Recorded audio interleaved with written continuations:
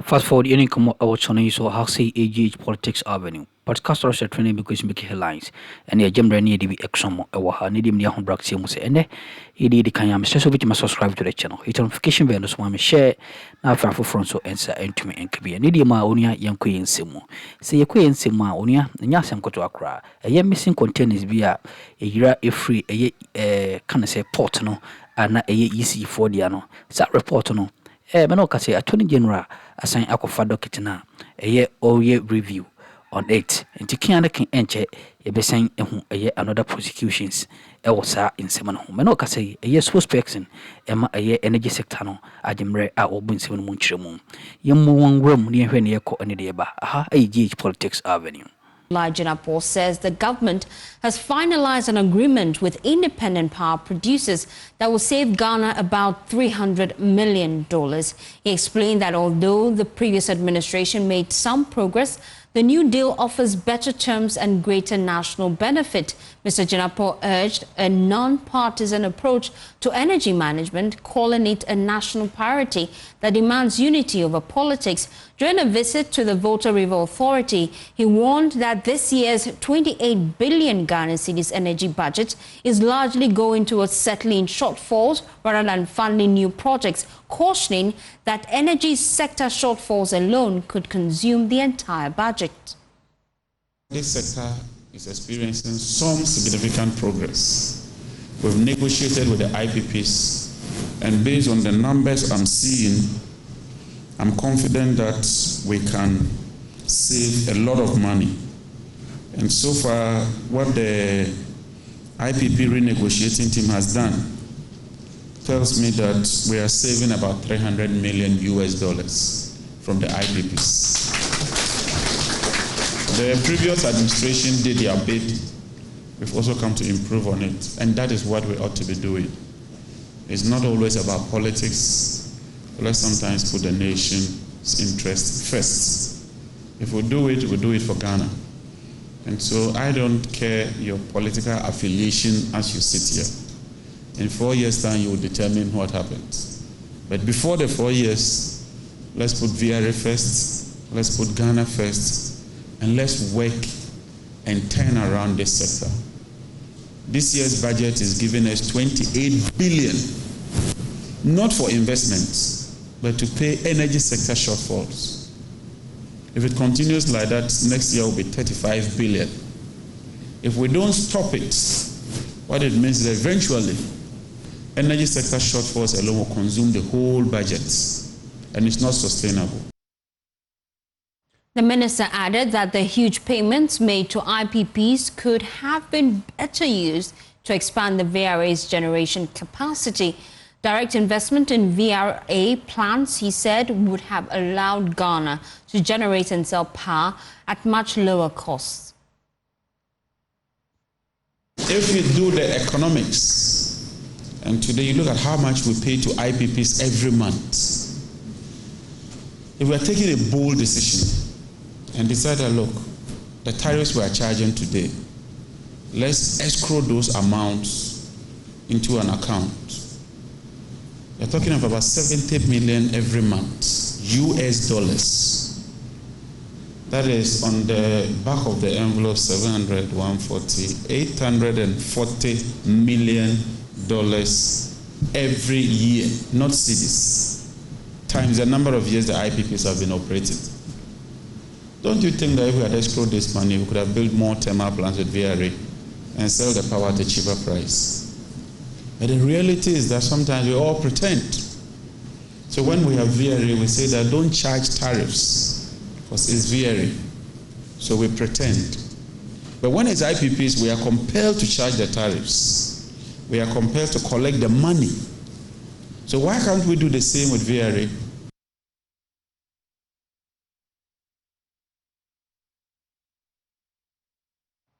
Well, the big question this afternoon is whether this deal is a haircut or a moratorium. And that's the big question we're asking here on The Post. Let's bring in the PRO of the Energy Ministry, Richmond Roxon, as well as Dr. Eli Klim Kwabla. He is the Chief Executive of the Independent Power Generators independent power producers body in Ghana.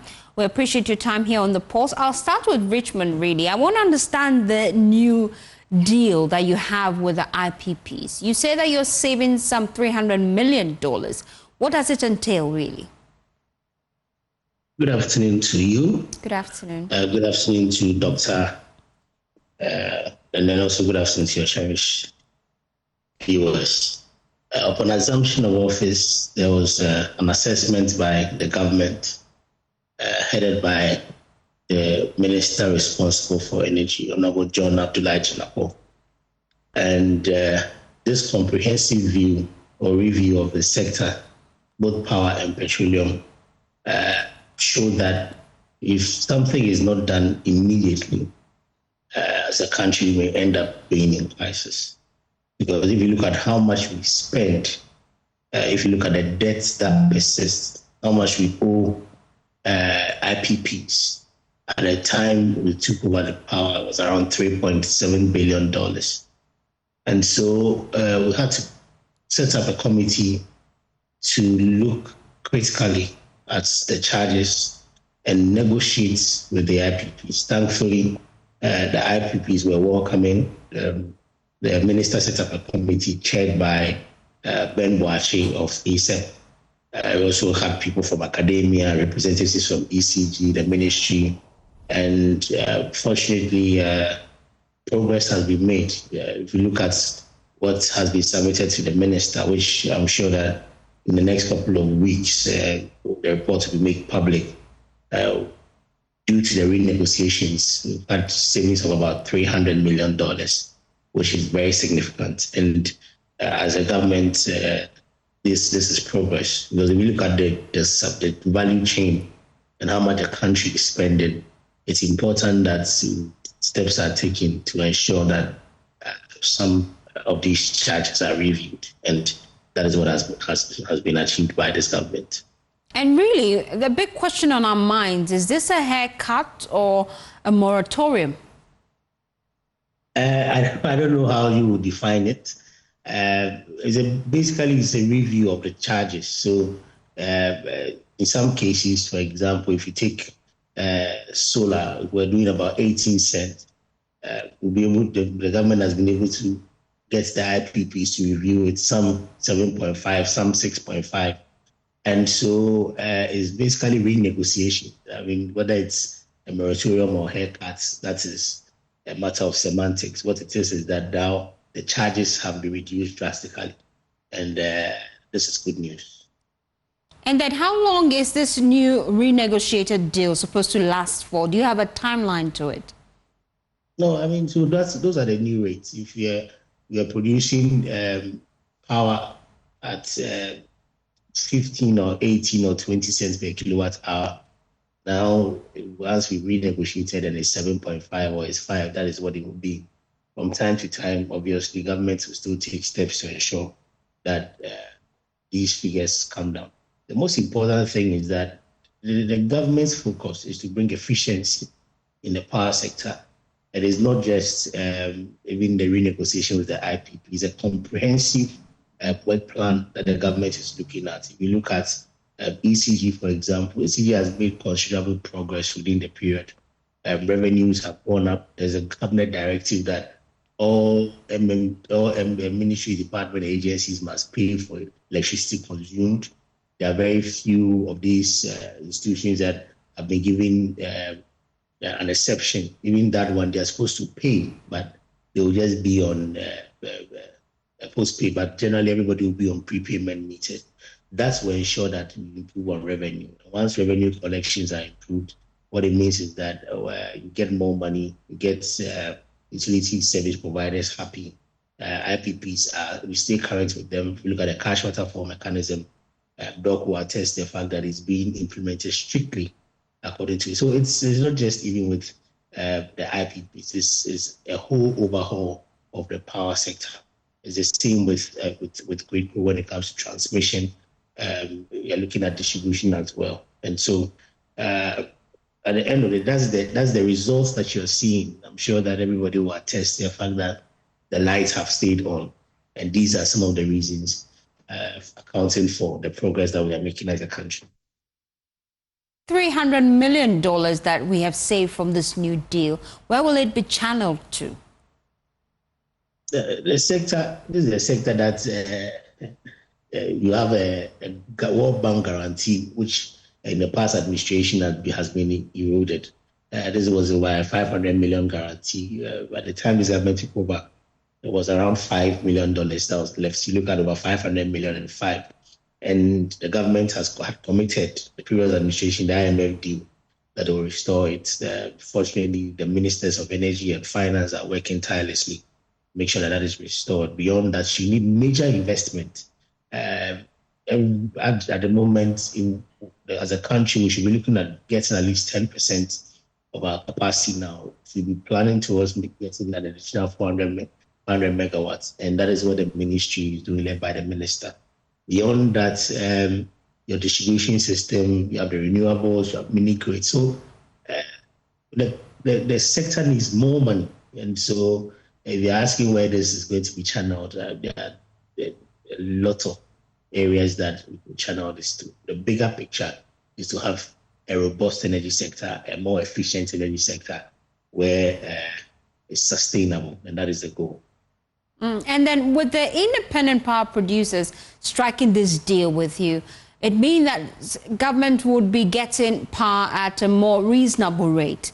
As a consumer, should I expect my tariffs to go down? It's early days yet. Like I said, it's a whole value chain. It's comprehensive work that the government is doing. And so as we make progress, definitely at a point in time, it's going to reflect. That is the goal. And so it's like you being a driver, you're buying fuel, you're buying spare parts, you're buying this, you're buying that. You take a comprehensive look at everything you're doing. And so a reduction in one part may be good, but at the end of the day, you have to be more efficient with every part. And that is what the government's focus is on. I'm sure that sooner than later, once all the plans the government has put in place begin to reflect, definitely we'll see some significant changes in what we pay as consumers. But are we expecting any changes with this deal, especially if we have issues with inflation? No, we are not expecting it. Like I said, once the figures have been renegotiated, those are the figures that the parties to the contract will be working with. So the parties here will be the government side and the IPPs. Now, on the missing containers, the minister today told us that a document is heading to the Attorney General's department. I want you to confirm for me if it has reached the AG's desk this afternoon. The minister did not say that a document was on its way to the Attorney General's office. Okay, so what did he say? The issue is that the matter after the containers would not be found. And that's when, let me give you the background. When the minister took charge as the minister for the sector, the briefing during the transition period was that ECG had about 2,500 containers. Subsequently, the minister paid a working visit, and then he set up a committee to look into it. The committee could not identify these containers. The committee reported about 1,300 of these containers were missing. The minister further set up a committee together with other government agencies to trace all ECG containers. And through that tracing, you ended up with over 2,600 containers. 40 had been cleared, and then what was outstanding at the time was 2,583. Out of the 2,583, we started the process of evacuating them. The minister's point is that this report has been sent to the Office of the Attorney General. And don't forget that this process has been, the security agencies have been involved. You had national security being involved. The supervision of the evacuation of these containers are strictly under national security. But some individuals who work in some of these agencies have been picked up. Some had been invited to write their caution statement. And so the process that some have been ongoing. Invited to write their caution statement? Absolutely. Do you want to give us names? Oh, no, absolutely. I don't want to mention them. But it's already in the public space, really. We're still going to be tracking these individuals. Exactly the point I'm making. That so give us a name. A name. Yeah. I can confirm to you that the former managing director has written a caution statement. Mahama himself? Yes, he's written a caution statement relating to the subject. And so for us as a government, what we are doing as a ministry, we don't have prosecutorial powers. As a ministry, what we can do is to ensure that all containers have been traced, all containers have been found, any missing container they should covered, and that you involve the security agencies for investigations. And then if the Attorney General, in his opinion, he and Article 88 is the only body that can institute prosecutions. If in the opinion of the Attorney General, people are supposed to be held culpable, we expect the prosecution to continue. Thank you so much, Richmond Roxon, his spokesperson for the Energy Ministry. Well, I also have joined in the conversation one of the key members of the IPP. You are not just creating any jobs, you are creating very high quality jobs. You can imagine if you're able to get a company like Google into Ghana, even if you are the security man or you open the door at Google, you would have enough emoluments and salary to have a nice standard of living. And that has been the vision. You look at His Excellency's plans for jobs, what he was trying to do with the taxation, the tax system of our country, given the tax amnesty. Recently, I was in Ashanti region and I met one of the businessmen in KGTI, and he was saying that, wow, that tax amnesty thing you people wanted to do and the flag tax was something that would have really helped. And he hopes that we eventually get the opportunity so we're able to execute these things. If you were a businessman and you owe GRA about 2 million or 3 million, and all of that debt is forgiven, what do you do with that amount of money? You reinvest it back into the business, and immediately you've created so many jobs. And so if you do this, it impacts so many businessmen around the country, and immediately there's a capital boom into the system, and they will employ more people. There was another thing that he spoke about offsetting about 3% of the country's GDP, which now would have gone into the public sector, into the private sector. So now, if you want to build a school, government wants to build a school, they need to find all the money, find a contractor, and then the school is built. We were trying to create a system where those things could be done by the private sector and the government is paying maybe a monthly lease or something like that. That would have also created a very huge boom in the infrastructure sector of the country. Construction jobs would have been everywhere. Then to the first thing I spoke about with the IT, the FinTech Fund, which was going to have about 100 million, after creating the environment to train a lot more people in that very valuable skill set, you create a fund for them to access money, and then we can just imagine the amount of ingenuity and innovation that could have come out of this country. It's something Kenya tried not too long ago, and now they have all these IT startups that are doing well. So I think there's a very deliberate attempt and a deliberate plan and vision by His Excellency to create high quality jobs. That is not just about building factories, because you know, as a country, as a country we tried that with the 1D1F, with building factories. We built about factories involved in the 1D1F program is somewhere over 140 factories. But it didn't solve the unemployment problem. The jobs that we've been able to directly attribute to 1D1F is a little under 100,000. But you can imagine when just the Momo interoperability blew up, how many private people have gotten involved. We looked at the numbers and it's about 800,000. So to create jobs is not just to say that I've built a few factories, which we have to go and check whether they are even opening now or running now. I've built a few factories, so I can do that. I feel like the whole world has even moved beyond that point of industrialization. It's something we've tried, 140. It didn't solve the problem. So if that's the same thing you are bringing, I don't even see how that answers the jobs question. Okay, so should he become the NPP's flag bearer if you go to the polls in January, as Kujo said, and then he's voted for and he becomes the flag bearer? What differently is he going to be saying to the people of Ghana that would be different from what he said in 2024? Is the team as well quite concerned about how he'll convince the people of Ghana and not getting us to remember the economic downturn during the NPP era? What differently are you going to say? I think it's quite clear that some of the things that were attributed to him, or some of the flag that His Excellency gets, is not earned, it's not well deserved. Because the NDC noticed that he was obviously the most formidable person coming out of the NPP, a smear campaign was launched against him very early in our administration, I think somewhere in 2020. Funny enough, they started coming out to confess their sins on some of the things that they did. And I think luckily for us, you know, the truth and these things, you can't hide them for too long. So there's been a lot of vindication of the things that he did.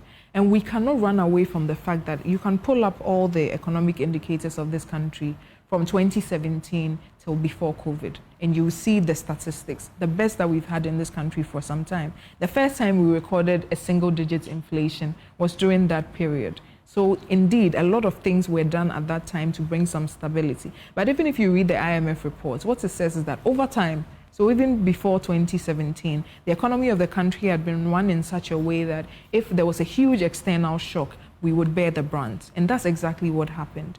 And I think what is important to note, or what is a very important attribute to get from a leader, is what he does when there's a problem. Because you cannot prevent, nobody could have prevented COVID, nobody could have prevented the global downfall that happened after that. But how you will be able to separate the boys from the men is what they do in that situation. What's the internal politics looking like? Is the former president, has he publicly declared his support for him? If you're asking the wrong person this question, I said, no, we would have to ask the spokesperson for the former president. But they have. Oh no, maybe he hasn't. Really, then I have. They have a really nice relationship. We were with him on Sunday for his Thanksgiving. He's in good spirits. I think everything is fine on that front. Okay. Everything is fine on that front. I'll pass you over to Kujo. Kujo. Yeah. So, and you know, the interesting thing, and I've had a lot of those discussions right on this table, the amount of vindication that is coming on the economic capabilities of His Excellency, the former Vice President. Like I was telling you about what a leader does when there's a problem. It was in the midst of all the problems that we and some who team course watch on so mamma so yimre awahara sene so body and dear dumbi edomiania. A person will room near sumo conscion kusukra ha a GH Politics Avenue.